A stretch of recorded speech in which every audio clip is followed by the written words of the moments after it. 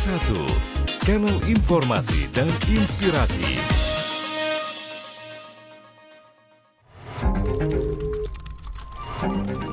Di sela-sela kesibukan Anda siang ini, ragam acara akan menemani padatnya aktivitas Anda. Palembang siang ini. Pendengar, kita beralih ke Palembang siang ini ya untuk hari ini Selasa 21 Februari 2022 dan di Palembang siang ini kami hadirkan Halo Dokter untuk Anda dan untuk Halo Dokter di kesempatan siang hari ini jangan lupa untuk bergabung bersama kami di 0711369977. Nanti juga melalui WhatsApp boleh di 082179279090 ya. Siapa kira-kira dokter kita yang akan bergabung bersama kita di Halo Dokter di siang hari ini? Makanya jangan kemana-mana, sesaat lagi kami hadirkan Halo Dokter untuk Anda. Halo Dokter, acara dialog interaktif seputar dunia kesehatan. Hadir setiap hari Selasa, pukul 10 waktu Indonesia Barat. Hanya di Pro1 RRI Palembang, kanal informasi dan inspirasi.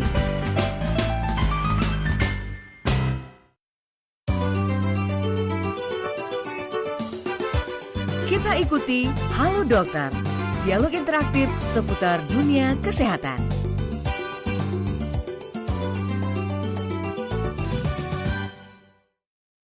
Ya, kita udah di Halo Dokter nih pendengar di Pro1 Palembang, kanal informasi dan inspirasi. Di siang hari ini kita akan berbincang-bincang bersama narasumber yang sudah hadir di studio Pro1 Palembang ya.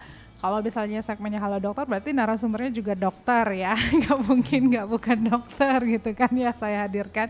Dan sudah ada Dr. Hartati SPOG, Subs Obgyn SOS MKes ya, dokter spesialis Obgyn, konsultan Obgyn SOS KSM Obgyn Rumah Sakit Muhammad Husin Palembang. Selamat siang, Assalamualaikum warahmatullahi wabarakatuh, dokter. Selamat siang Mbak Tata. Wih, dokternya cantik banget nih pendengar. Kalau nggak percaya coba lihat YouTube kita di akun RRI Palembang ya, jangan lupa.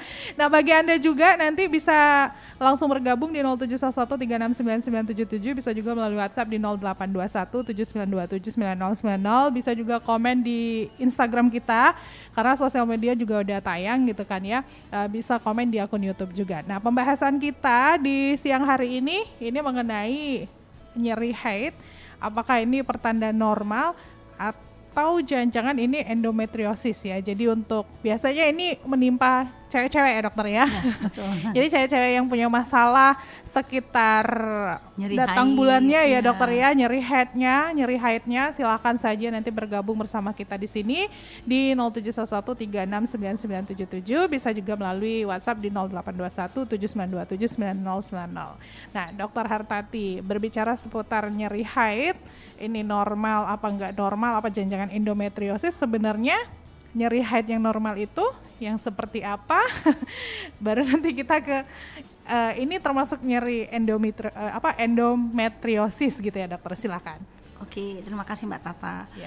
Jadi endometriosis suatu penyakit ya di mana sel-sel endometrium yang harusnya berada dalam kafum uteri, tapi dia tidak di tempatnya. Bisa di kafum Douglas, bisa di ovarium, bisa di tuba, kemudian bisa di peritoneum. Ya tergantung tempat dia menyebar. Nah itu menimbulkan rasa sakit yang luar biasa. Tapi inilah menjengkelkan penyakit ini karena apa? Karena dia terdiagnosa itu nanti setelah dia menikah dan sulit untuk punya anak. Nanti 10 tahun, 15 tahun baru dia kok nggak punya anak gitu ya. Setelah ya dilakukan diagnostik, dilakukan pemeriksaan, ternyata dia menderita endometriosis yang sudah stadium lanjut. Nah itu kan sulit untuk punya anak karena perlengketan hebat, terjadi suatu reaksi inflamasi. Seandainya ini dirunut lagi, dicari flashback waktu dia remaja, ternyata penyakit ini sudah ada gejalanya. Jadi saya pengen mengajak adik-adik mungkin yang menderita nyeri haid atau dysmenorrhea jangan dianggap sepele gitu. Jadi harus mencari tahu apakah ini nyeri haid atau dysmenorrhea biasa atau suatu yang patologis yaitu endometriosis. Berarti nama lainnya tadi apa dokter? Dysmenorrhea ya? Ya, dysmenorrhea atau nyeri haid dysmenorrhea ya. Nah biasanya nyeri haid yang terjadi kalau misalnya kita kena endometriosis ini ada berapa lama sakitnya itu dokter? Ya, ini pertanyaannya bagus Mbak Tata. Jadi dysmenorrhea seperti apa sih yang Iya. ke arah-arah endometriosis Iya, betul. begitu ya? Ya itu biasanya nyeri haidnya tuh mengganggu Mbak aktivitas gitu ya, sampai mager gitu, Mbak mau bekerja sakit semua gitu ya, kayak mau dicubit-cubit, kayak diremes-remes bagian pinggang ke bawah ya, daerah kemaluan gitu, Iya. kayak diremas-remas, kayak diiris-iris, kayak di apa namanya cecek-cecek gitu, kayak diperas-peras, sampai tidak bisa aktivitas, sampai dia tidak mau masuk kerja, tidak bisa sekolah gitu ya, sehingga mengurangi kos produktivitas, dan dia harus memberi obat-obat gitu, obat-obat mungkin yang golongan-golongan ini yang banyak tersedia di bebas ya, misalnya kayak Kiranti gitu ya, Feminax gitu, memang dia sudah bisa mengurangi, tapi dia tidak menghilangkan penyakit tidak itu ya dokter ya. sedangkan Oke. di proses berjalan terus, dan rasa menjengkelkan itu, rasa nyeri di luar haid, nyeri panggul gitu. Kemudian mungkin juga ada faktor genetik dari saudaranya ada, kemudian ke yang bersangkutan gitu. Oke. Ya itulah yang nyeri yang membuat apa namanya kita harus memikirkan, wah ini bukan nyeri biasa begitu. Berarti ini Atau dia karena itu kita menganggap nyeri haid itu biasa saja sih ya, namanya men gitu ya. Namanya senggugut ya Mbak ya, kalau bahasa kita Palembang. Senggugut ya. Ternyata next nanti udah menikah tuh 10 tahun, 15 tahun kok nggak punya anak ya. Nah setelah diperiksa itulah Mbak, baru tegak endometriosis. Kalau udah seperti itu susah Mbak mau punya anak gitu. Oke. Biasanya orang tuh juga nggak mau punya anak lagi, saya nggak mau punya anak lagi dok, saya sakitnya udah luar biasa, angkat aja dok rahim saya. Begitu Mbak, jadi kan kasihan Mbak sampai nggak bisa punya anak ya, sampai dia harus diangkat gitu. Tapi kalau misalnya kita sejak awal sudah berkonsultasi, sudah memeriksakan, itu bisa diobati bisa, kita dokter ya. Makanya kita kebetulan ini saya disertasi saya tentang S3 saya tentang endometriosis ya Mbak ya, itu pas ini apa telaah pada waktu remajanya seperti apa, jadi flashback ke belakang. Jadi saya membuat scoring, memang scoring itu kebetulan sudah kita apa namanya hak paten saya, jadi ada skornya ada 4, jadi skor itu kalau sebenarnya satu saja dia sudah ada satu, misalnya nyeri yang harus minum obat, nah itu udah hati-hati nih, udah lampu merah, udah bisa men-screening ya bahwa yang bersangkutan ini harus di-prepare itu, harus diperiksa CA125-nya, mungkin tumor markernya memang tidak terlalu signifikan, atau USG berkala gitu. Oke, jadi ini cukup menakutkan gitu ya dokter ya penyakit karena selama ini. ini dia tidak bisa mendiagnosa itu, ya terakhir itu saya bilang 10 tahun dan 15 tahun. Padahal gejala ini sudah ada 3 tahun setelah menstruasi pertama kali. Oh, gejala ini Sudah muncul 3 tahun setelah kita mens pertama kali ya dokter ya. Namanya kan Ya bahasa Allah. medisnya menars ya. Jadi kalau menars anak-anak sekarang kan lebih cepat ya Mbak ya. Kalau dulu 12 tahun SMP kelas 2, kalau sekarang kan sudah bergeser mungkin kelas 5 SD udah mens. Apalagi sekarang kan makannya sudah junk food, fast food, ke arah obes gitu. Jadi semakin bertambah prevalensi angka kejadiannya ini. Oke. Nah, dokter, setelah tadi dokter menyinggung bahwa ada faktor genetik juga nih sebenarnya ya dokter ya. Iya. Oke, selain faktor genetik, apa yang menyebabkan endometriosis ini bisa muncul gitu dokter? Kalau teorinya itu sampai sekarang tidak jelas ya Mbaknya, banyak sekali teori. Jadi memang masih misteri, tapi kita bisa melakukan faktor resiko tadi, yaitu tadi membiasakan hidup sehat, mengurangi obes gitu ya, makan-makan yang 4 sehat 5 sempurna dengan gizi seimbang gitu. Karena dia penyebabnya itu memang masih misteri, tapi salah satunya karena regurgitasi darah haid ya. Jadi kemudian ada ya dia kelainan daripada metaplasia saluran genitalnya. Jadi tidak bisa keluar dari refleks ke dalam gitu ya. Itu teori-teorinya. Tapi bisa juga kita yaitu tadi gaya hidup, mungkin faktor genetik tadi begitu, dan mendiagnosa lebih awal. Oke, jadi sampai sekarang tuh sebenarnya teorinya tuh banyak sekali gitu ya dokter. Tapi yang penting itu men-screening lebih awal itu. Jangan sampai udah tahu tuh udah nikah, misalnya nikah umur 30, 10 tahun lagi, 15 tahun lagi dia udah 45 Mbak. Oke, iya benar ya. Ya. Baik, kita terima penelpon dulu ya dokter ya. Sudah ada pendengar yang bergabung. Halo, selamat siang. Selamat siang Mbak Tata. Iya, selamat siang. Sama Mbak siapa di mana? Sama Mbak Mira di Kenten. Mbak Mira di Kenten ya. Iya. Silakan Mbak Mira di Kenten. Baik. Selamat siang Dokter Hartati. Oh, selamat siang Mbak Mira di Kenten. Mau nanya, ini Boleh. waktu sebelum nikah pernah ngerasa sakit sebelum haid atau mens gitu dokter. Kalau bahasa daerahnya tuh katanya tuh sunggugutan gitu dokter. Ya. Iya, Nah, benar. ini setelah menikah itu nggak sakit lagi dokter kalau hari pertama mensnya itu termasuk normal atau gimana dokter? Ya. Oke, Gitu. itu Makasih aja. banyak dokter Atati. Oke, terima kasih Mbak Mira yang Mbak ada di Mira Kentar. Kenten, iya. Nah, Iya, bagus sekali pertanyaan. Jadi dia waktu belum merit ada senggugut gitu ya, Iya. kita sudah bahas tadi, atau nama lainnya dysmenorrhea ya. iya. Kemudian sudah menikah hilang gitu. Iya. Jadi betul memang ini karena hormon juga. Oh, jadi hormon ya, dokter ya. estrogen yang mempengaruhi. Jadi mungkin mbaknya sudah menikah punya anak sehingga pernah menekan daripada pertumbuhan endometriosis tadi. Jadi gejalanya berkurang. Memang kita sarankan orang-orang seperti itu cepat punya anak gitu. Oh, Iya. berarti yang single cepat menikah gitu. Cepat Dok? menikah. Karena itu satu terapi juga, treatment juga. Oh, itu terapi Iya, juga ya. treatment. Oke. Oh, jadi memang itu apa maksudnya gini, sering dijumpai di orang-orang emang sering kejadian seperti itu ya dokter belum ya. menikah aku sakit Iya. gitu, nanti udah menikah hilang. Hilang gitu Ya ya. itu tadi, karena sudah menikah kan dia punya anak, jadi bisa juga ostium uteri intrumnya lebih terbuka karena Iya. sudah proses melahirkan, dan karena hormon tadi dia menekan pertumbuhan daripada endometriosis itu sendiri. Oke, Ya. baik. Kita ingatkan kembali pendengar ya dokter ya untuk bergabung bersama kita di sini di 0711369977, bisa juga melalui WhatsApp di 082179279090 ya. Pada dengan perbincangan kita nih pendengar masih seputaran nyeri haid ya. Apakah memang nyeri haid yang kita rasa ini normal atau jangan-jangan ini masuk kategori endometriosis itu tadi ya yang sudah disampaikan oleh Dokter Hartati. Rumit sebenarnya ya dokter ya jadi perempuan Ya. itu ya bisa Angkanya dibilang. cukup tinggi Mbak, jadi Iya. dari orang infertil itu 2/3 orang infertil itu diagnosa adalah endometriosis. Oke. Nah, jadi identik sekali memang dysmenorrhea, nyeri haid itu dengan infertil itu kayaknya CS-an gitu ya.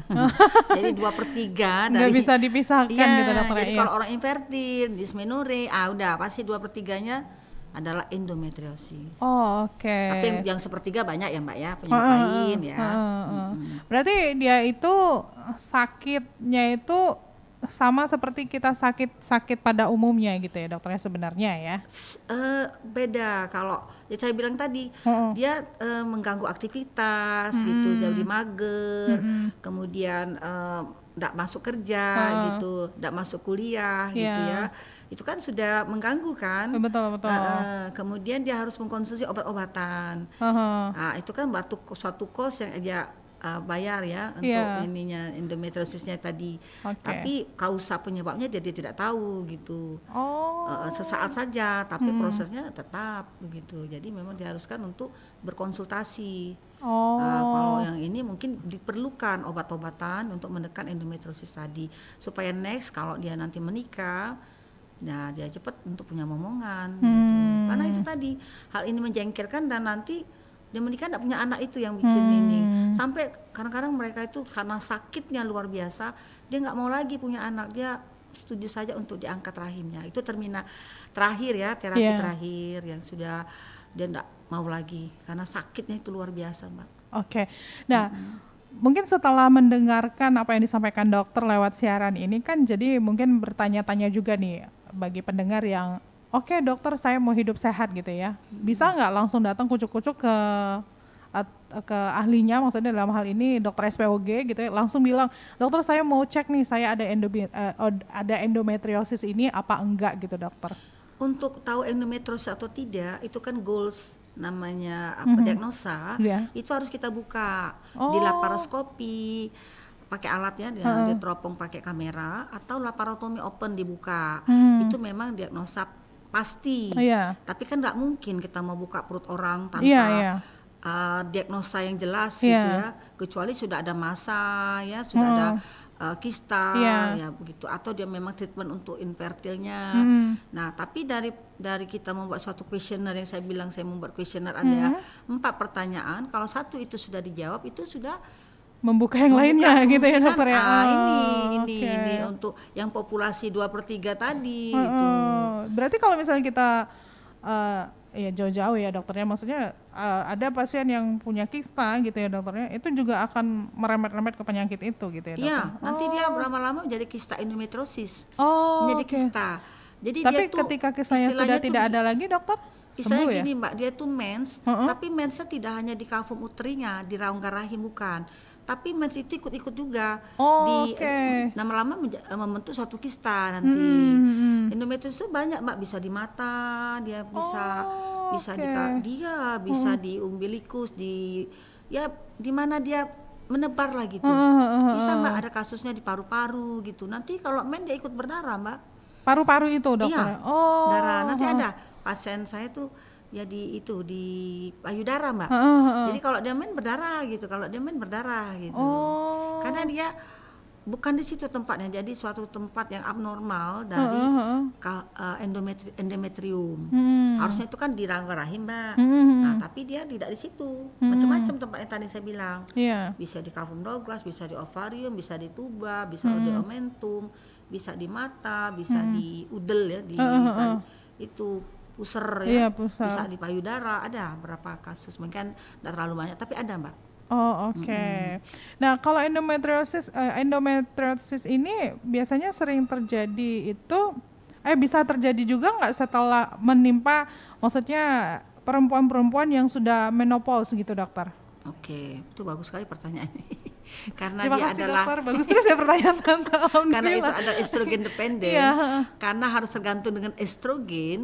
Jadi estrogen itu dasar pada waktu dia reproduktif dan masih menstruasi. Jadi kalau menopause enggak. Kalau menopause enggak gugur ya. Berarti di situ kita harus bilang alhamdulillah gitu. Alhamdulillah orang-orang menopause. Jadi gugur ya. Kita ajak pendengar kembali dokter yang bergabung bersama kita ini jauh dokter dari Prabu Muli, ada Oma Ana. Selamat siang Oma Ana. Selamat siang juga Mbak Tata. Iya, gimana nih Oma Ana, kita Oma bersama Ana, Dokter dari Hartati. Iya, banyak nanas nih tapi nggak nyampe-nyampe ke sini. Selamat siang Dokter Hartati. Iya, siang Oma Ana. Mau bertanya Dok, Silakan. ini ada ponakan sudah berkeluarga ya, udah sampai 10 tahun gitu.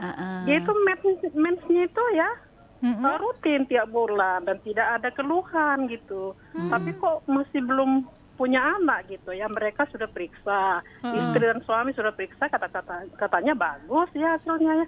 Apakah itu termasuk normal ya yang perempuannya ya Dok ya? Oke. Terus yang kedua Dok, beda kista dengan miomi itu apa ya Dok ya? Oh iya ya, Tolong ya dokter ya. Oke, Mbak Oma. Terima kasih atas penjelasannya. Iya. Assalamualaikum warahmatullahi wabarakatuh. Waalaikumsalam warahmatullahi wabarakatuh. Wah, ini pertanyaannya bagus ya. Jadi mumpung ini gratis dokter. Ini udah punya keponakan dia ceritanya nih ya. Udah menikah, udah 10 tahun, dikatakan bagus-bagus semua hasilnya gitu ya. Tapi kok belum punya anak gitu ya. Nah, jadi kalau memang semua itu kan kembali ke Allah semua. Karena anak itu kan titipan. Karena dia udah ikhtiar ya dokter ya. Justru ini kalau nggak ada penyebab, kita justru susah mentreatment. Karena semuanya bagus. Lagi aja ke Allah bahwa itu adalah titipan Allah. Karena kalau sudah dicari nggak ada, ya sudah kadang-kadang dicuekin aja hamil tiba-tiba. Gitu. Udah loss aja, udah speklos, udahlah mau diapain semuanya Allah. Malah hamil gitu.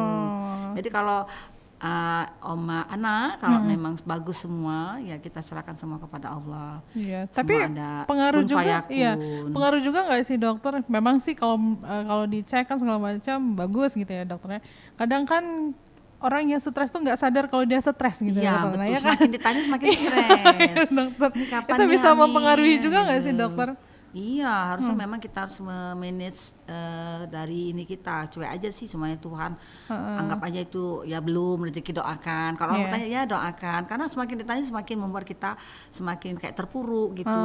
Semakin kayak dikejar-kejar waktu. Memang perempuan ini kalau udah 10 tahun saya rasa mungkin keponakannya di itu aja Mbak, minta apa bayi tabung atau inseminasi gitu. Karena perempuan ini kan ada expired date ya Mbak ya. Umur berapa tuh dokter? Expired. Jadi sel telurnya itu secara apoptosis dia akan ini berkurang jumlahnya dan kemasuk enggak bisa lagi ya 35 lah ya Mbak ya. Kalau udah 35 kita harus cepat prepare Mbak, karena cadangan ovarium sudah mulai menurun.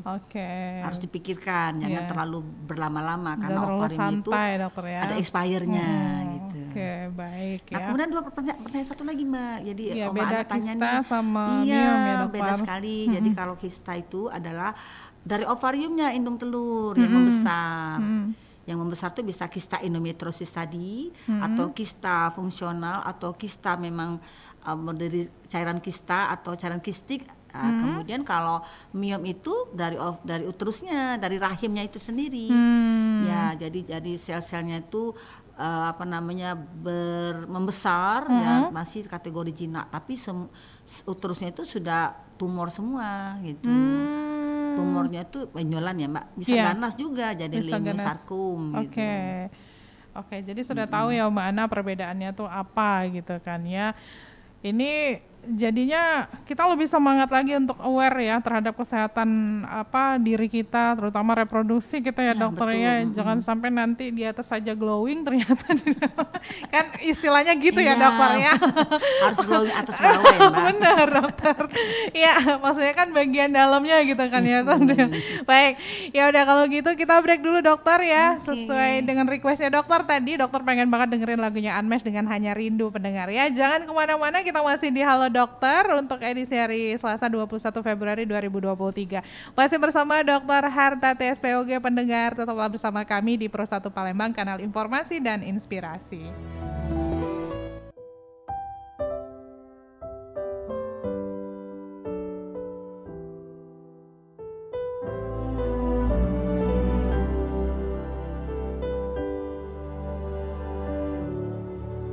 Saat ku sendiri, ku lihat foto dan video bersamamu yang telah lama ku simpan.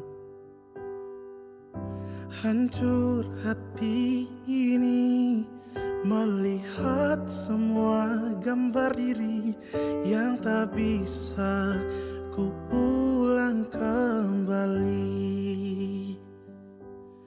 Ku ingin saat ini engkau ada di sini, tertawa bersamaku seperti dulu lagi. Walau hanya sebentar, Tuhan tolong kabulkanlah. Bukannya diri ini tak terima kenyataan, hati ini hanya rindu.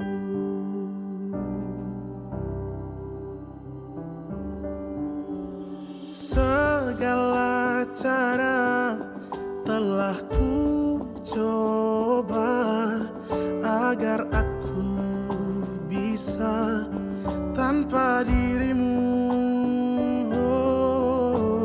Namun semua berbeda, sulit ku menghapus kenangan bersamamu. Ku ingin saat ini engkau ada di sini, tertawa bersamaku seperti dulu lagi. Walau hanya sebentar, Tuhan tolong kabulkanlah. Bukan diri ini tak terima kenyataan, hati ini hanya rindu. Oh, oh, oh, hanya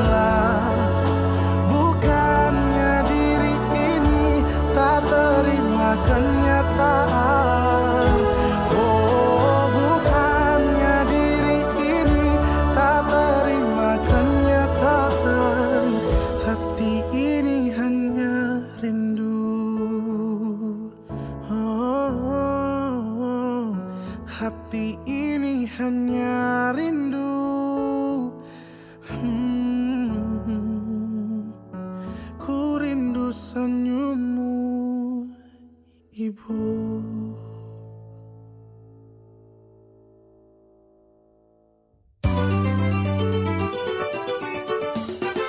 Anda masih bersama Halo Dokter, hanya di Pro 1 RRI Palembang, kanal informasi dan inspirasi.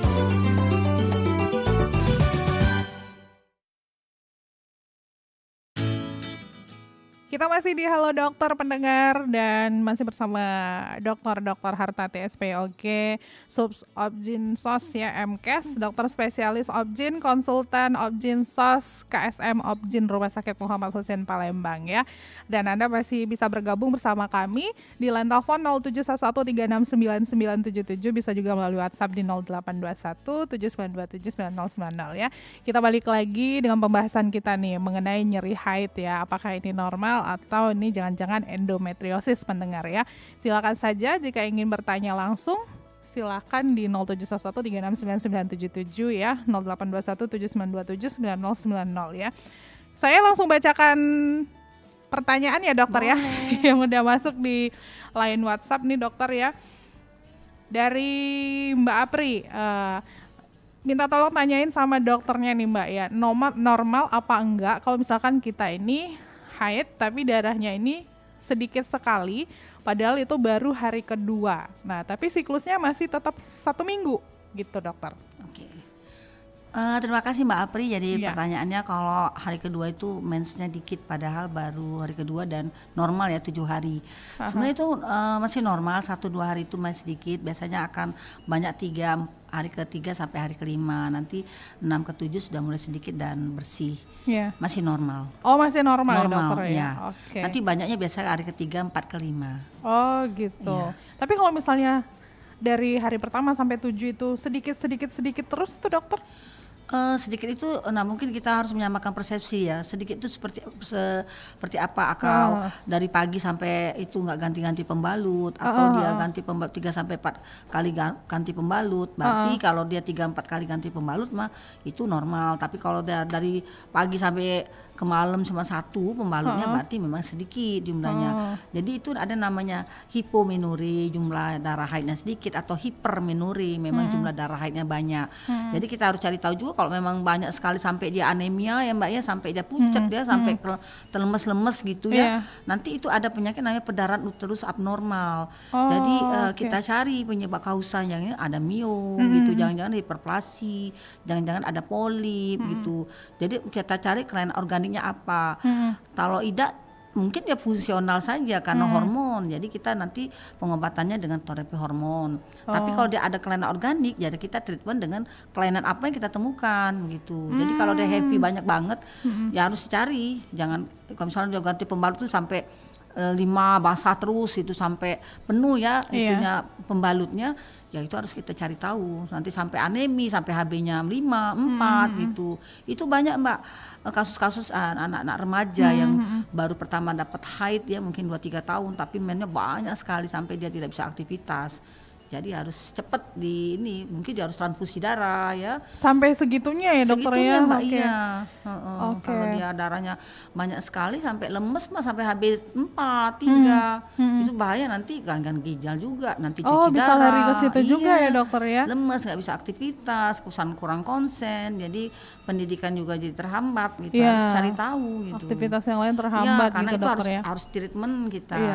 Nah ini dokter tadi kan di awal sempat menyebutkan bahwa obes, berarti itu kan berat badan itu kan berpengaruh gitu ya dokter ya. Berarti kalau misalkan ini menutup kemungkinan juga nggak terjadi sama orang-orang nih yang kasusnya dia nggak obes gitu dokter?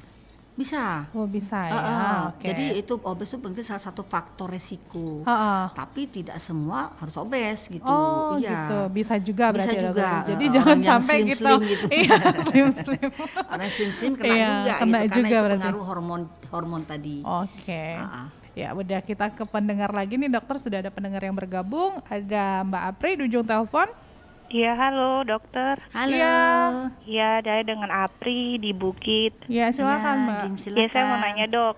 Gini dok, saya nih kadang kalau lagi nyeri head itu sebelum headnya datang itu suka nyeri di bawah perut. Nah, setelah dia datang, headnya datang tidak merasakan nyeri lagi dok. Itu gimana dok? Normal atau gimana? Oke, di bawah perut ya? Ya, jadi dia Iya, itu namanya PMS Oke. ya, premenstrual syndrome. Jadi istilahnya kumpulan gejala sebelum haid. Jadi sudah ada mastalgia, rasa payudara kenceng, kemudian sakit pinggang, kemudian sakit di daerah perut bagian bawah ya. Nanti kalau udah men hilang. Nah, itu masih normal Mbak kalau misal itu, karena Mbak kan masih tetap aktivitas kan, masih tidak minum obat kan. Nah, itu normal gitu. Yang karena mengganggu aktivitas yang udah nggak normal karena lagi, itu ya, suatu dokter? proses namanya PMS, premenstrual syndrome. Jadi itu normal. Jadi ada proses untuk meluruhkan dinding uterus yang tidak terjadi kehamilan. Dan apalagi kalau masih gadis kan orifisiumnya tuh masih nutup. Jadi dia untuk mengeluarkan itu menimbulkan rasa sakit, tapi sakitnya enggak sampai yang ya itu tadi, enggak kerja gitu. Harus minum Nggak konsumsi seharian obat. di tempat tidur terus gitu ya dokter ya. Nah, itu masih normal Mbak. Nanti kalau cuman beberapa hari ya menjelang atau namanya premenstrual syndrome masih normal. Oke, kita ke pendengar lagi nih dokter. Ini jauh juga dari Belitang BK9 ada Mbak Yuni. Selamat siang Mbak Yuni. Siang Mbak Yuni. Kita bersama Dokter Hartati SPOG nih. Mbak Yuni mau nanya apa? Bentar. Mbak Yuni, Bu Belitang dokter, BK. assalamualaikum. Waalaikumsalam. Ini loh, kita kan usia udah mendekati menopause ya dokter ya. Iya. Terus ada tetangga tuh bilang kalau udah mendekati menopause tuh katanya 2 bulan sekali baru kena head gitu. Ini ada yang tetangga itu 2 bulan sekali kena head tapi berlebihan dokter, dia langsung ke dokter ketakutan. Iya benar. Apakah memang kalau di usia kayak saya, usia mendekati senja menopause itu emang kayak gitu dokter, mohon dijelaskan. Oke. Waduh ini Makasih, pertanyaan. dokter ya Mbak Tata. Pertanyaannya bagus sekali. Waalaikumsalam warahmatullahi wabarakatuh. Terima kasih Mbak Yuni di BK9 ya. Mbak Usia Yuni. senja lebih menyebutnya dokter. Mbak Yuni di BK9 saya senang sekali loh pertanyaan ini pertanyaan bagus ya. Iya. Karena apa? Banyak kasus-kasus ya wanita yang merasa senja tadi yang menstruasi 2 bulan sekali, 3 bulan sekali, terus banyak nanti dikit, ya harusnya cari tahu kenapa. Karena apa? Banyak keganasan di usia-usia senja tadi. Misalnya CA cervix, leher rahim, mungkin ada CA corpus, CA endometrium. Jadi monggo Mbak, kalau misalnya itu bener loh tetangganya itu harus berobat, karena banyak itu kejadian. Dia menganggap itu mah biasa, namanya mau menopause sudah nggak teratur. Ternyata dilalanya pas diperiksa, aduh CA cervix Bu, kenapa nggak diperiksa? Katanya mah biasa Dok, kalau nak menopause tuh Memang udah kayak nggak gitu. teratur gitu. Ternyata itu keganasan CA cervix. Oke, Iya. ternyata Iya. before afternya itu ada semua penyakitnya ya dokter itu ya. saya setuju Oke. sekali nih, ini pertanyaan yang bagus sekali. Jadi kita perempuan itu harus pap smear ya Mbak ya. Iya. Itu jadi pap smear itu kalau udah menikah tuh 1 tahun sekali diperiksa. Oke. Karena kejadian CA cervix itu tinggi juga itu Mbak. Oh, Angka iya, keganasan dokter ya. nomor 1 untuk wanita. Oh, Peringkat 1 dan pembunuh, killer.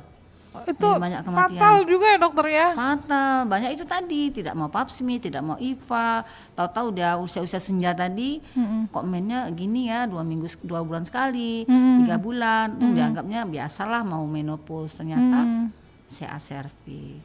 Ternyata begitu ya. Iya. Nah tapi dokter kalau berbicara soal rentang waktu kita datang bulan yang normal ya dokter ya, itu ditentukan nggak sih dokter? Berarti normal itu kalau misalkan dia 7 hari misalnya atau 5 hari itu, ada nggak itu dokter? Ya memang ada Ketentuannya? rentangnya, Ada ya, rentang dokter ya? ya. Jadi- Namanya diagnosa nanti apa? Hipomenore atau hipermenore atau oligomenore atau polimenore, banyak ininya ya dari terminologinya itu. Nanti dia ini termasuk kategori mana? Nanti kita explore lagi penyebabnya apa gitu. Kalau misalnya tadi yang dibilang mennya banyak sekali sampai pembalutnya diganti, sampai lemes ibunya, sampai anemia. Nah itu kita cari, jangan-jangan ada faktor organik ya di situ, mungkin ada miom, mungkin ada hiperplasi polip dan lain-lain, itu ada treatment, atau mungkin gangguan hormon. Banyak itu kasusnya, anak-anak remaja gitu ya yang SMP, SMA sampai harus ditransfusi darah. Larinya sampai harus transfusi darah ya. Jadi harus cari lah Mbak, kalau aneh-aneh itu dah. Kalau misalnya sudah terlalu banyak atau terlalu lama gitu, mainnya kan normal tuh 5-7 hari, ini sampai sebulan, cuma 1 hari stop, muah banyak lagi, terus darah lagi, nah itu harus sudah ngeh lah, masa sampai HB3, HB2 gitu kan. Itu kan juga mengurangi darah kita yang keluar gitu ya dokter, jadinya kekurangan darah kita harus ya dokter transfusi, harus tambah.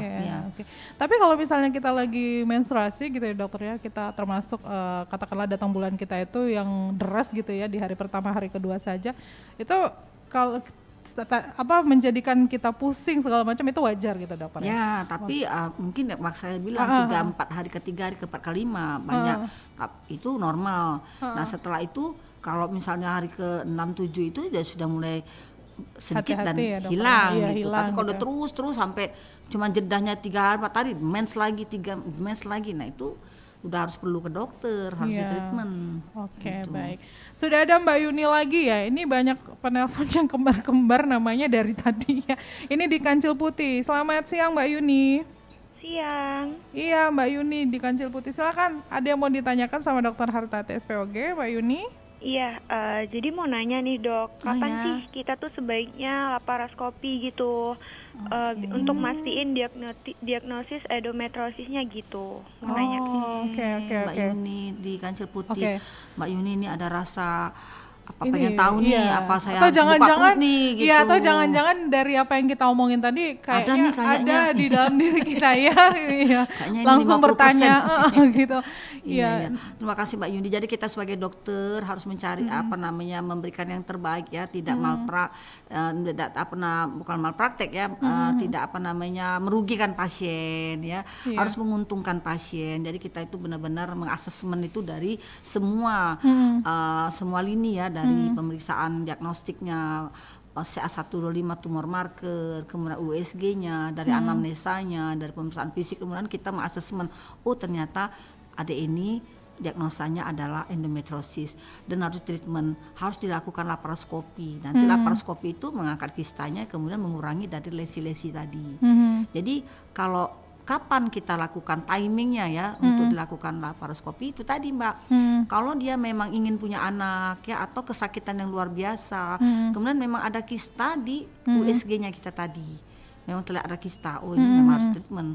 Kalau enggak dia nggak bisa, nanti dilanjutkan dengan ajuvannya atau pemberian obat-obatan hormon GnRH gitu ya, obat-obatan azol golongan, jadi menekan daripada endometriosis tadi. Sudah dibuka operasi, di open ya, nanti ditambah ajuvan lagi untuk mengurangi lesi-lesi yang masih tinggal, karena dia nggak bisa diangkat semua Mbak.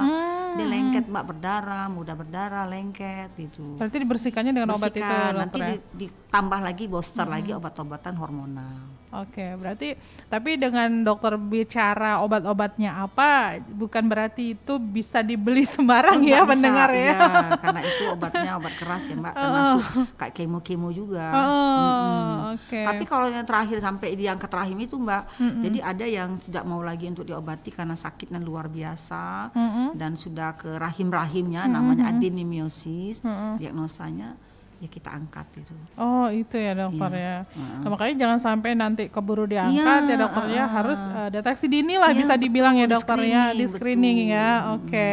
Jadi untuk Anda semua pendengar mungkin yang masih ada keluhan-keluhan lain juga, silakan saja langsung ada salah satunya menghadapi apa yang sudah kita bicarakan ini, langsung saja ke dokter ya ke dokter kandungan. Kalau mau ketemu sama Dokter Hartati langsung ya boleh juga ya di Rumah Sakit Muhammad Husin ya dokter ya. Kita Senin, Rabu, Jumat jam 8 sampai jam 10 pagi. Ya. Nah tapi tadi kita sudah berbicara soal gejalanya, terus diagnosanya ya dokter ya, terus tadi dampaknya juga gitu ya dokter. Nah, pengobatannya seperti apa nih dokter?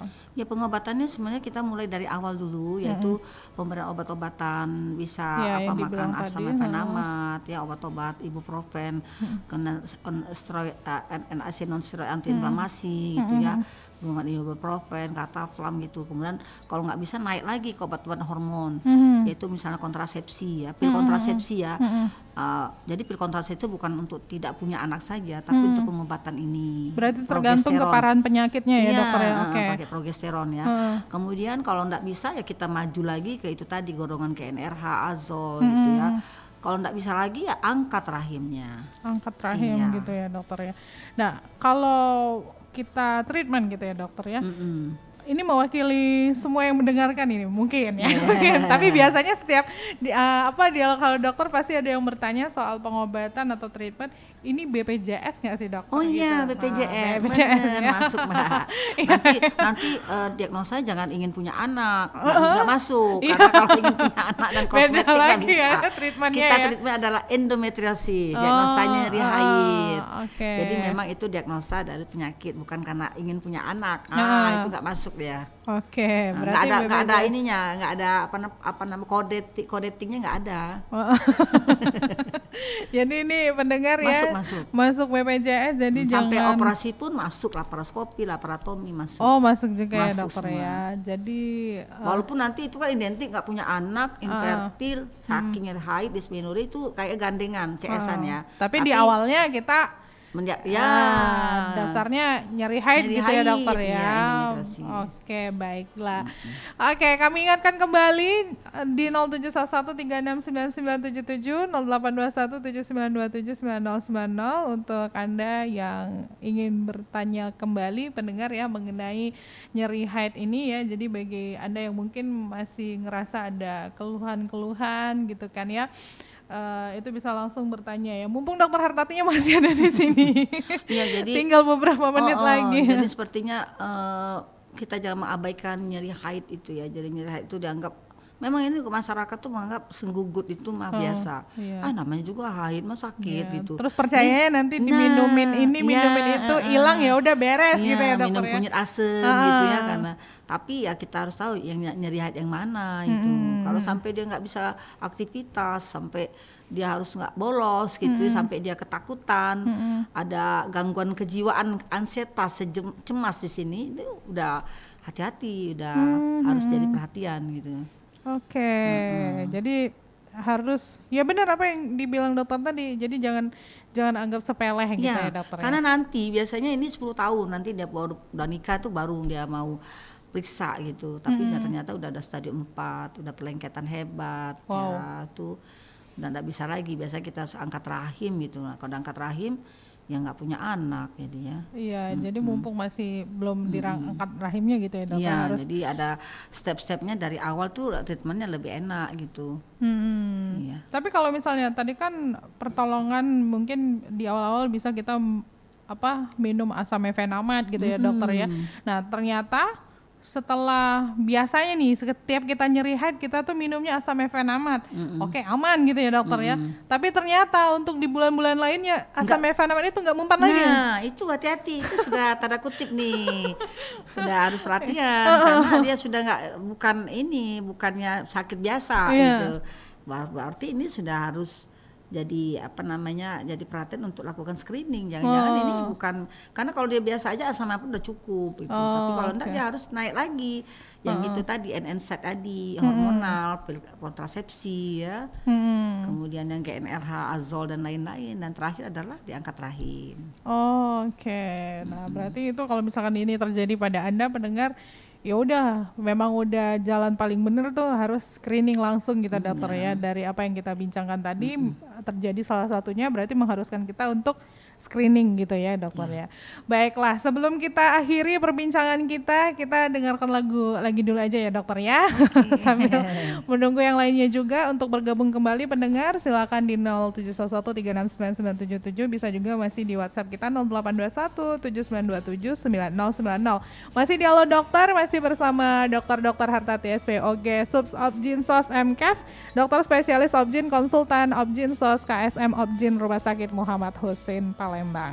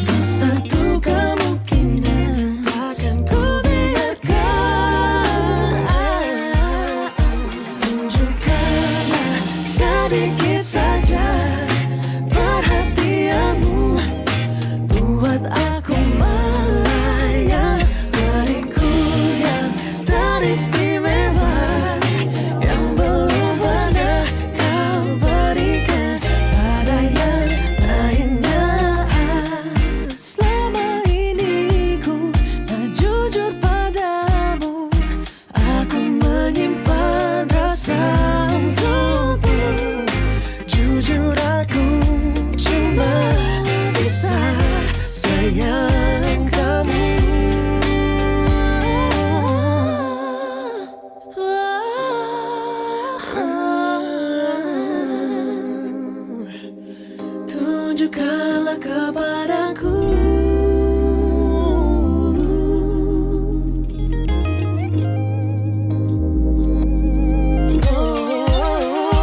tunjukkanlah sedikit saja perhatianmu, buat aku melayang, beriku yang teristimewa yang belum pernah kau berikan pada yang lain. Tunjukkanlah sedikit saja perhatianmu, buat aku melayang, beriku yang teristimewa yang belum pernah kau berikan pada yang lainnya. Kau yang teristimewa.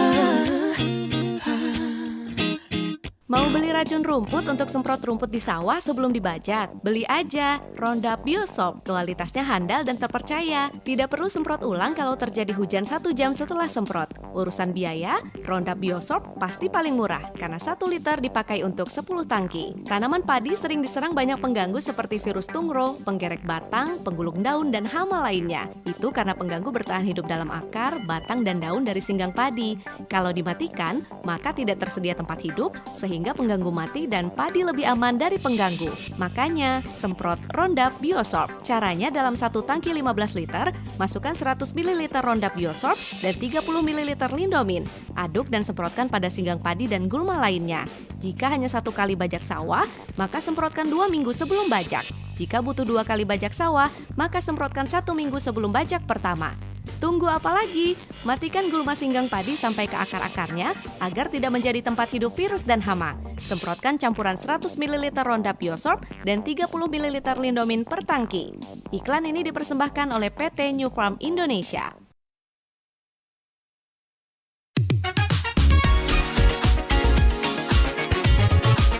Pro 1, kanal informasi dan inspirasi.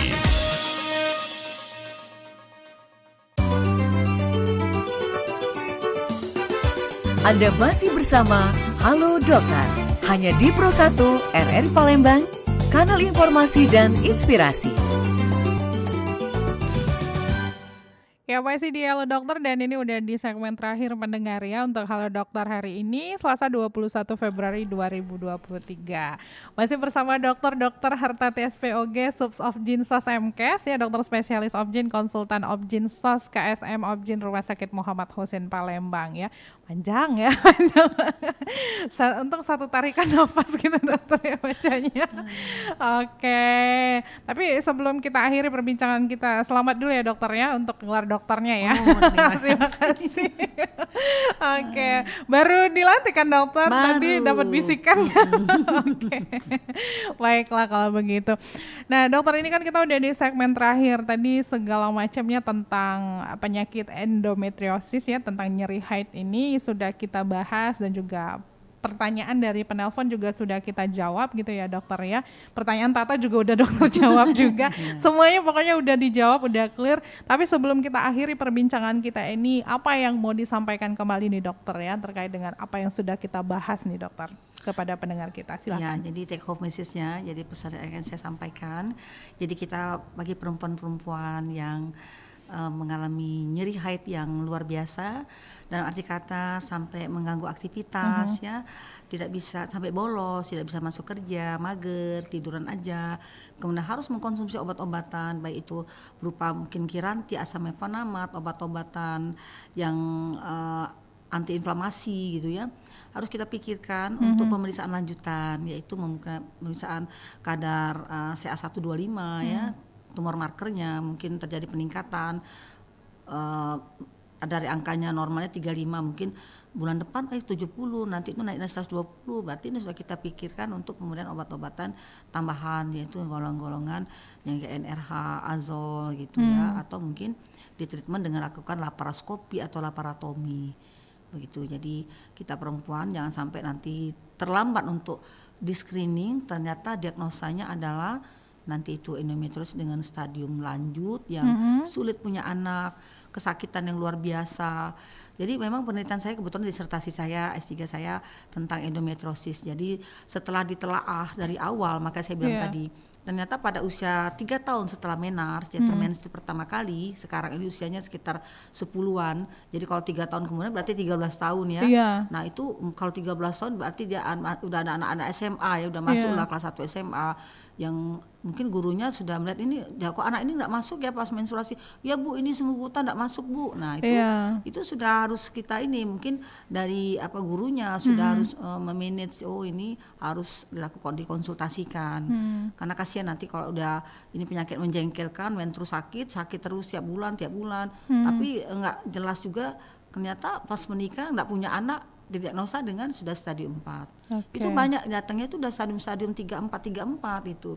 Nah, waktu penelitian saya mencari di flashback ke belakang orang-orang yang menderita ini, saya tanya waktu di SMA, waktu dia ini memang ada ternyata gejala ini sudah keluar gitu. Jadi bahkan setiap sekolah hari masuk, hari mens pertama bahkan dispensasi gitu ya dokter. Masuk. Nah ini hati-hati yang tidak masuk anak-anak ini. Jadi pada waktu saya cari anamnesa mereka ke belakang waktu dia remaja, ternyata betul. Saya ujikan ini di anak-anak SMA yang saat ini betul. Jadi ada scoringnya mereka terjadi peningkatan. Jadi dari 4 itu pas scoring yang saya buat, nyeri haid pada pada waktu menstruasi yang sampai mengganggu aktivitas, kemudian nyeri panggul di luar menstruasi, kemudian ada faktor kecemasan atau ansietas, nanti kalau dia momen aduh sakit, ada rasa cemas karena dia tidak bisa aktivitas, dia tidak harus membeli obat gitu, dan tidak bisa mungkin ujian atau examnya, nah itu menimbulkan suatu kecemasan. Nanti lari-larinya mereka harus dikonsul juga ke psikiatri karena cemasnya tadi. Dan itu psikiatri kan mengobati cemasnya dan tidak tahu yang terjadi di dalam itu begitu. Ternyata sampai ke situnya Mbak. Jadi ada memang jurnal mengatakan memang hubungan endometriosis bersinergi gitu ya dokter ya. Ternyata memang penelitian saya membuktikan memang betul. Jadi ada rasa cemas di situ. Jadi 4 itu saja, rasa cemas, mengganggu aktivitas, harus minum obat, dan nyeri panggul di luar masa haid, itu sudah tanda petik lah. Harus cari, lakukan screening gitu ya dokter. Kalau misalkan itu semua udah terjadi gitu ya dokter ya, menghampiri diri. Satu saja dari 4 itu tadi. Satu dari 4 itu tadi. Harus 4-4-nya ya Mbak, satu saja udah bisa. Gitu. Kalau menunggu 4-4-nya ternyata pas datang ke dokter tuh udah stadium lebih gitu ya. Stadium 3-4 kasihan nanti. Ya, satu saja dari situ, jadi segera lakukan screening gitu ya dokter. Oke, baiklah. Ya, terima kasih banyak Dokter Hartati waktunya bersama RRI Pro 1 Palembang di siang hari ini. Insya Allah kita akan berbincang-bincang kembali di lain kesempatan dengan pembahasan yang berbeda ya dokter ya. Baik, terima kasih. Selamat siang. Assalamualaikum warahmatullahi wabarakatuh. Waalaikumsalam warahmatullahi wabarakatuh. Ya, pendengar, baru saja perbincangan kita di Halo Dokter dengan topik nyeri haid, apakah normal atau endometriosis bersama narasumber kita di siang hari ini, Dr. Hartati SPOG Subs Obgyn SOS MKes, dokter spesialis Obgyn, konsultan Obgyn SOS KSM Obgyn Rumah Sakit Muhammad Husin Palembang ya. Tata juga harus pamit dari ruang dengar Anda semuanya. Terima kasih buat yang sudah berpartisipasi di 0711369977 dan juga 082179279090. Yang udah menyaksikan live YouTube kita juga terima kasih. Selanjutnya kami akan ajak Anda semua untuk menyimak informasi olahraga bergabung bersama RRI Pro 3 lewat Dinamika Olahraga. Tata pamit, selamat siang. Assalamualaikum warahmatullahi wabarakatuh. Baru saja Anda ikuti Halo Dokter hanya di Pro 1 RRI Palembang, kanal informasi dan inspirasi.